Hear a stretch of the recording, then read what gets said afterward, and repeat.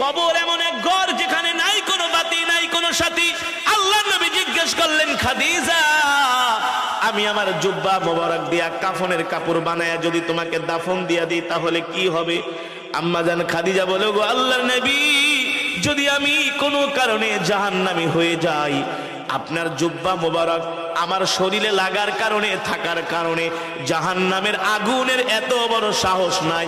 রহমাতুল্লিল আলামিনের জুব্বা মোবারকে জাহান্নামের আগুন লাগবে, ঠিক কিনা বলেন? আল্লাহু আকবার। 2 নম্বরে, আমি তোমার কবরের পাশে কেন হাঁটবো? আম্মা জান ডাক দিয়া বলে, গো আল্লাহর নবী, কবরের মাটি যদি আমাকে এক পাশ থেকে আরেক পাশে চাপা দেয়, আপনার পা মোবারক যদি কবরের পাশে লাগে, মাটির পাশে লাগে, ওই মাটির এত বড় সাহস নাই আল্লাহর নবীর পা মোবারকের জায়গা ভেদ করে এক পাশের মাটি আরেক পাশে এসে খাদিজাকে চাপা দিবে, ঠিক কিনা বলেন?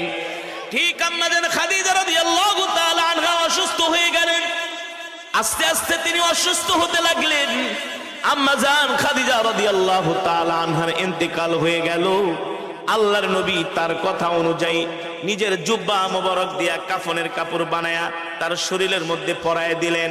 নবীজি জানাজা দিয়া আম্মা জানের লাশটা আম্মা জানকে কবরের মধ্যে শোয়ানোর জন্য আল্লাহর নবী নিজেই নেমে গেলেন। নিজের হাত দিয়া আল্লাহর নবী রহমাতুল্লিল আলামিন আম্মা জানকে দাফন করলেন। কিন্তু আম্মা জানের চেহারা মোবারকটা বারবার আল্লাহর নবী পশ্চিম দিকে, কেবলার দিকে ফিরায় দেয়, কিন্তু আম্মা জানের চেহারা মোবারকটা পশ্চিম দিকে ফিরে না, বারবার আসমানের দিকে ফিরে যায়, বারবার আসমানের দিকে ফিরে যায়। নবীজি চিন্তায় পড়ে গেল, ব্যাপারটা কি? মুসলমান মারা গেলে তো তাদের চেহারা কোন দিকে ফিরায়? কেবলার দিকে। কিন্তু আম্মা জান খাদিজা রাদিয়াল্লাহু তাআলা আনহার চেহারা মোবারক কেবলার দিকে ফিরে না, আসমানের দিকে ফিরে থাকে। মানে আল্লাহর নবী ফিরায় কেবলার দিকে, আল্লাহ তাআলা ফেরেশতাদেরকে দিয়া ফিরায় ঘুরায় রাখে আসমানের দিকে। সুবহানাল্লাহ বলেন। নবীজি চিন্তায় পড়ে গেল, কারণ কি? কি হতে পারে আমার খাদিজার চেহারা ফিরায় কেবলার দিকে, হয়ে যায় আসমানের দিকে? 3 বার এমন হয়েছে। নবীজি চিন্তায় পড়ে গেলেন। আল্লাহ তাআলা জিবরাইলকে পাঠাইলেন, ও জিবরাইল, যাও জমিনে যাও, আমার হাবিব টেনশন করতেছে, আমার হাবিব চিন্তায় পড়ে গেছে, কেন খাদিজার চেহারাটা কেবলার দিকে থাকে না, আসমানের দিকে ফিরা যায়? তাড়াতাড়ি যে আমার হাবিবকে বলে দাও। এবার জিবরাইল আয়েশা বলেন, গো আল্লাহর নবী, আপনি কান্না করেন কেন? আপনি কান্না করবেন না, আপনার চোখের পানি আরশের মালিক সহ্য করতে পারে না। আল্লাহ নবী ডাক দিয়ে বলে, ভাই জিবরাইল, আমার খাদিজার চেহারাটা আমি কেবলার দিকে ফিরাই, কিন্তু তার চেহারা কিবলার দিকে থাকে না, তার চেহারা আসমানের দিকে ফিরা যায়। আল্লাহু আকবার। জোরে বলেন আল্লাহু আকবার।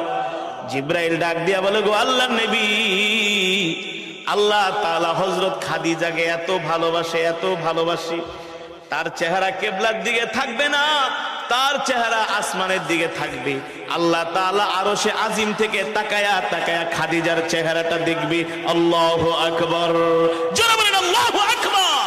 তার চেহারা কোন দিকে থাকবে? আসমানের দিকে থাকবে। স্বয়ং আল্লাহ তাআলা আম্মা জান খাদিজার দিকে তাকায়, আল্লাহ তাআলা খাদিজাকে দেখতে থাকে। আল্লাহু আকবার। কেন? কেন? আম্মা জান খাদিজা দ্বীনের জন্য, ইসলামের জন্য এত কষ্ট করেছেন, এত কোরবানি করেছেন, কবরের চিন্তায় এত কান্না করেছেন, রাতের পর রাত, দিনের পর দিন।